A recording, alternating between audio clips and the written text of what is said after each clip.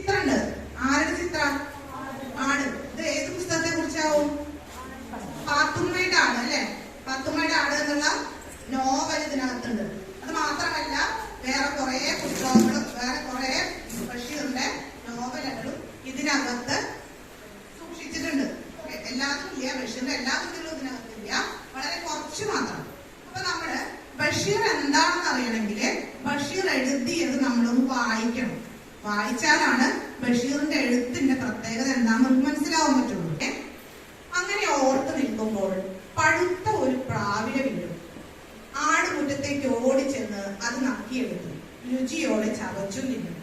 അപ്പോഴേക്ക് ഉമ്മായോ കുഞ്ഞാനുമായോ ഐശോമായോ ആനുമായോ മുറ്റമടിക്കാൻ ചൂലുമായി വരും.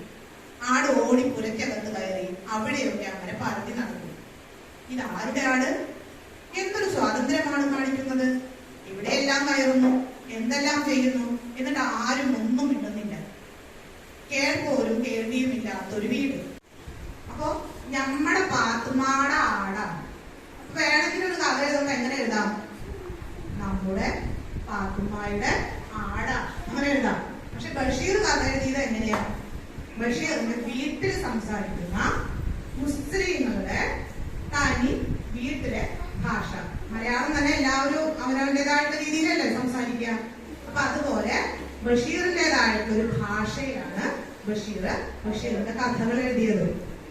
ആടുണ്ടായിരുന്നില്ല. ആട് ആ വീട്ടിലേക്ക് വരുള്ളൂ.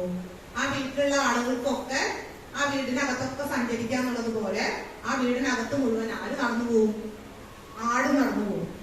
അങ്ങനെ പാത്തുമ്മയുടെ ആട് എന്നുള്ള ഒരു നോവൽ ഉണ്ടാവുകയാണ് ബഷീറിന്റെ.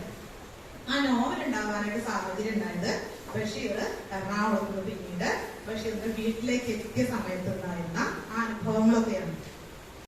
ബഷീറിന്റെ പെങ്ങള് ഇതെന്റെ ആട്, ഇതിന് ആർക്കും കണ്ടുകൂടാ, ഇവളെല്ലാം കട്ടുന്നത്ര.